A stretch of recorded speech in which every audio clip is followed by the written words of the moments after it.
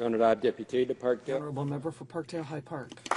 Thank you, Mr. Speaker, and regrets that you had to read such a long list of amendments, but let me thank my colleague from Rimouski-Nejet-Témiscouata-Les Basques for seconding all of these changes, and let Canadians know what all these amendments are in aid of. We are now debating Bill C-4, a second act to implement certain provisions of the budget, except we are dealing with another attempt by Conservatives to pull the wool over the eyes of Canadians, and we want to slow the process down so that Canadians don't get really blindsided again with this omnibus legislation.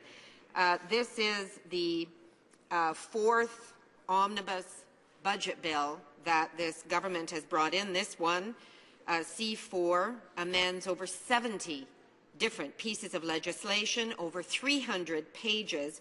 It follows on the heels of previous omnibus budget bills, C-38, C-45, C-60. And this bill contains entirely new laws. The Mackenzie Gas Projects the Mackenzie Gas Projects Impacts Fund Act and the Public Service Labour Relations and Employment Board Act. So brand new acts within this bill. So like its predecessor, omnibus budget bills, Mr. Speaker, this bill contains a wide variety of measures, many of which are not even in the budget and do not have any relationship to the budget. Changes like gutting health and safety protections for federal jurisdiction workers, cuts to reductions at the Veterans Review and Appeal Board, repealing the Canada Employment Insurance Financing Board, changes to how we select Supreme Court judges. These are not budget items, and yet they are crammed into an omnibus budget bill, and they are within a very short time frame in order to evade the scrutiny of Parliament, so that Canadians do not really have a full appreciation of the changes that are being made. It negates the opportunity of parliamentarians to hear a full range of witnesses, to engage in thorough examination, discussion, debate about a bill, and then to propose reasoned amendments that come up with improvements that would help make these laws better. And as we've seen in the past, because of the short time frame, bills have been rushed through Parliament, have been passed, and then the government's had to go back and correct them after the fact because of mistakes that they have made. And I must say, with this bill, as with all the other omnibus bills, Conservatives accepted not one amendment. Wouldn't change even one comma. No one else has any good ideas. They would change nothing. In our discussions at the committee, there were several amendments that were proposed. The NDP proposed 24. Other opposition parties proposed amendments. Not one change was accepted, as in previous omnibus budget bills. And there was a time limit imposed on our Study Act committee. We had only 2 days of witnesses, including an hour with the minister, and there was a deadline of midnight, and everything that we hadn't voted on, if it was in the bill, it was deemed to be passed, and if it was an amendment, it was deemed rejected. Well, that certainly didn't allow us much latitude for making changes or for even trying to slow down the parliamentary process and review.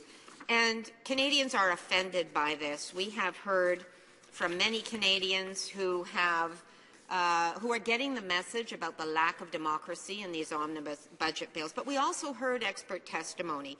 The Canadian Bar Association testified at our committee during these 2 days of study. And they said that, and I quote, eschewing consultation and employing omnibus bills diminish the quality of our laws and the democratic process. We urge you to reconsider these practices. We completely agree, Mr. Speaker. And we heard a variety of witnesses oppose the process of omnibus budget bills. The Canadian Taxpayers Federation agreed with us that this is a bad way to bring in legislation. What it does is it attaches unpopular measures to popular measures and does not allow the separation of issues so that there can be not only good debate, thorough debate, but it prevents separate votes on issues by lumping them all together. Obviously, it's less transparent, fundamentally less democratic, and we believe this evasion of parliamentary scrutiny is not worthy of this House, Mr. Speaker. Now, let me deal with the notion of that this bill is in any way aiding the priorities of Canadians in terms of creating jobs and a stronger economy.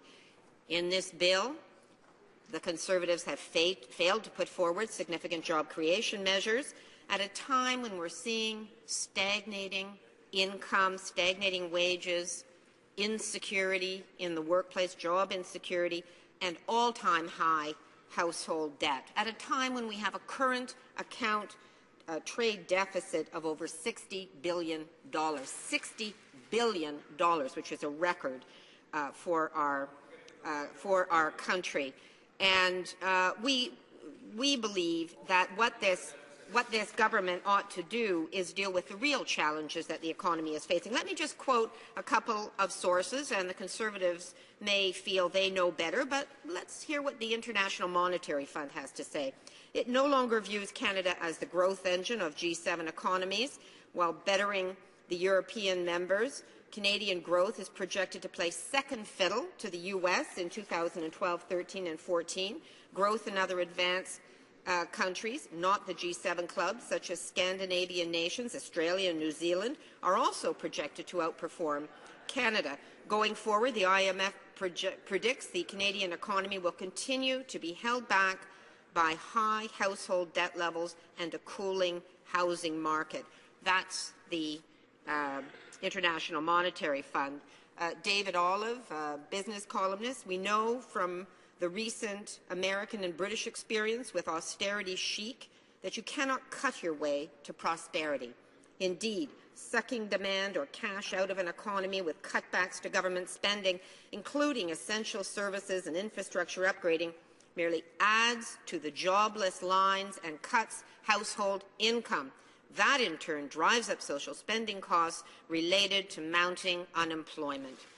So clearly this government is failing on the economy. Let's hear from Paul Wells at Maclean's in his article, his recent article, Stephen Harper and the Knowledge Economy, Perfect Strangers. By the broadest measure of expenditure on research and development, Canada has fallen from 16th out of 41 comparable countries in the year Stephen Harper since the year Stephen Harper became Prime Minister. So this government is failing on so many counts to do the job on the economy, and yet they have an omnibus budget bill that crams in over 60 amendments to the Canada Labour Code. So if you work anywhere in the federal jurisdiction, that's not just the federal government, if you work in the transportation sector, banking, telecommunications, interprovincial trucking, rail, ships, trains, airlines, you are affected by this, Mr. Speaker. It strips the powers of health and safety inspectors, where you can inspect a workplace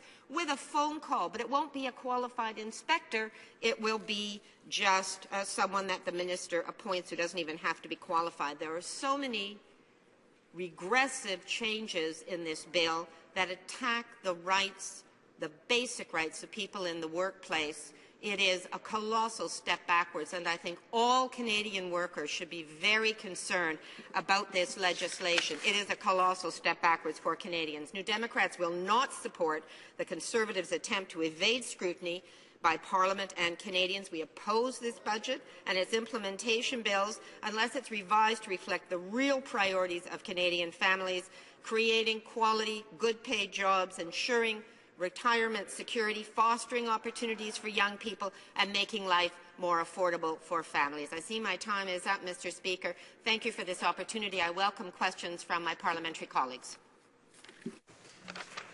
Question come on time. The honourable member for Winnipeg North. Thank you, Mr. Speaker. And it is important for us to recognize that the Prime Minister, as the member has pointed out on previous bills, and it's important for us to recognize that never in the history of Canada have we seen so much incorporated into budget legislation. And ultimately, I've argued in the past and will continue into the future, what really is happening is the government is using the back door of budget debate in order to pass massive amounts of legislation that should, in fact, be standalone legislation. And my question to the member is that can she maybe provide comment on the fact that when you incorporate what should be standalone legislation in the budget debate, what you're really doing is you're taking away the opportunity for parliamentarians in this House to contribute wholesomely to a debate on an entirely separate piece of legislation that should have come before the House. And we're supposed to be doing this on behalf of all Canadians. The honourable member for Parkdale-High Park. I thank my colleague for that question. And, you know, there's a lot of debate recently about the rights of parliamentarians and what kind of autonomy and power we do or should have. I understand there may even be some rumblings growing in the government caucus, and I would urge my colleagues on the other side, if you want to assert your independence and truly represent the constituents who elected you to this place, then surely, regardless of even of the content of this bill, surely you should stand in this place and vote against the process of these omnibus budget bills, which are fundamentally undermining our rights as parliamentarians and undermining the rights, democratic rights of Canadians to have adequate scrutiny over their legislation. I urge my colleagues on the other side to stand in their place and vote against this bill. Questions and comments? Question come on time. The honourable member for Charleswood, St. James, Assiniboia. Thank you, Mr. Speaker, and I'd like to assure the leader of the Green Party that the rumblings she is hearing are from my tummy. There are no other rumblings coming from the Conservative Party. We fully support this budget and what it does for Canadians. And I wonder why, given all the great things this budget does for Aboriginal people, homeless people, the environment, the economy as a whole, why would the Green Party vote against all these wonderful initiatives? Wonderful initiatives. I wonder if the member can answer me that. The member for Parkdale-High Park has the floor, not the leader of the Green Party. I recognize the member for Parkdale-High Park. Thank you, Mr. Chair. Maybe the Green Party will answer that question at some point, but let me just provide another example of what this government is doing. It created the Canada Employment Insurance Financing Board in order to take the politics out of financing of employment insurance, and that was at a time when Liberal and Conservative governments had plundered $57 billion out of the premiums paid by working people and employers across this country into the EI fund. They created an independent fund to get away from those politics and put the fund at zero. So there was no money. It was immediately in a deficit and then ultimately had to raise the premiums. So now they want to get rid of this board, this outside agency they've created, and go back to the politics of being able to play politics with EI funding. It is shameful. It's a disgrace. It opens up the dues that ought to be going, the premiums that are paid into this fund that ought to be going to unemployed workers, ought to be the best adjustment program that Canada has during a time of insecurity and high unemployment. And instead, they use it to play political points by having bigger surpluses or lower deficits than they otherwise would have. It's shameful, Mr. Speaker. That's another measure included in this bill.